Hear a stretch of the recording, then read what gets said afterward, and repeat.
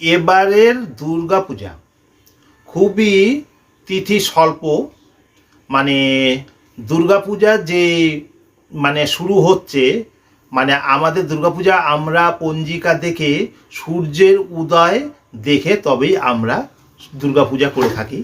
তো এই দুর্গাপূজায় মানে সূর্যের উদয় দেখতে গেলে পরে তারপরে যে তিথি থাকে খুবই স্বল্প সময়, তার মধ্যেই আমাদের দুর্গাপূজা সেরে ফেলতে হবে। তার মধ্যে দুর্গাপূজার যা যা কাজকর্ম আছে সব কিছু করে তারপরে অঞ্জলি সব কিছুই দিতে হবে। তো সপ্তমীর অঞ্জলি হবে, অষ্টমীর অঞ্জলি হবে, সন্ধি পূজার অঞ্জলি হবে, নবমীর অঞ্জলি হবে, তারপরে দশমীতেও অনেকে অঞ্জলি দেয়, সে দশমীর অঞ্জলি হবে। কিন্তু যদি আমরা মানে এই অঞ্জলি মন্ত্র দীর্ঘায়িত করি বা বড় করি, তাহলে পরে আমাদের খুবই সমস্যা হয়ে দাঁড়াবে।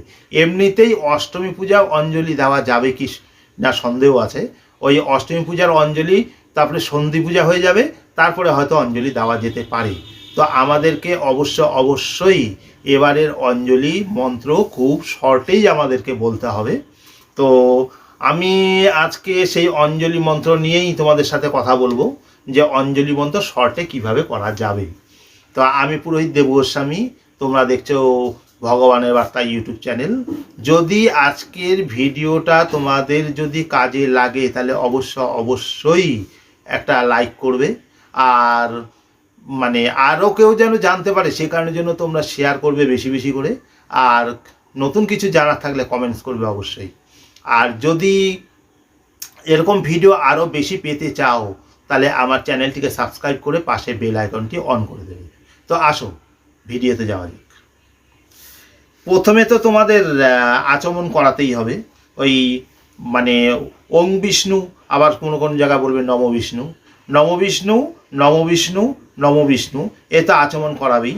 আচমন করানোর পরে তারপরে বিষ্ণু স্মরণ করাবে। অপবিত্র পবিত্র বা সর্বাবস্থাঙ্গত বিবা যৎসরে পুণ্ডরিকাক্ষং সভার্যন্তা সূচি সর্বমঙ্গল মঙ্গলাং বরেণ্যাং বরদাং শুভং নারায়ণাং নমস্কৃত্য সর্বকর্মাণি কারয়েত শঙ্করচক্র ধরং বিষ্ণুং দ্বিভুজং পিত বাসসম প্রারম্ভে কর্মরাং বিপ্র পুণ্ডরিকং শরদ্ধরিম মাধব মাধব বাচি মাধব মাধব হিতে। আচ্ছা, এটা তোমরা বলাতেও পারো আবার নাও বলাতে পারো, কারণ সবাই পাবে বলে মনে হয় না। শুধু এইটুক বলে দেবে, অপবিত্র পবিত্র বা সর্বাবস্থাঙ্গত বিবাহ যৎসরে পুণ্ডরিকাক্ষং সব্বার্যন্তর বাজ্যাভ্যন্তর সূচি নমসূচি নমসূচি নমসূচি, এইটুক বলেই ছেড়ে দেবে, আর বেশি বাড়ানোর দরকার নেই। তো এইবার অঞ্জলি মন্ত্রটা শোনো। বলবে ওং আয়ুদেহি যশোদেহি ভাগ্যং ভগবতী দেহি মে পুত্রাং দেহি ধনং দেহি সর্বান কামাশ্চ দেহি মে এস সচন্দন গন্ধ পুষ্পাঞ্জলি সায়ুধ বাহন পরিবার সহিত শ্রী শ্রী ভগবতী দুর্গা ওই নম। আচ্ছা, এটা একবার হলো। আর তোমরা করবে কি, একবারেই ফুল নেওয়া হবে আর তিনটে মন্ত্র একবারেই বলে দেবে, তারপরেই যা ফুল দেবীর পায়ে যা দেওয়ার সেটা দিয়ে দেবে। আচ্ছা, দ্বিতীয় মন্ত্র বলছি।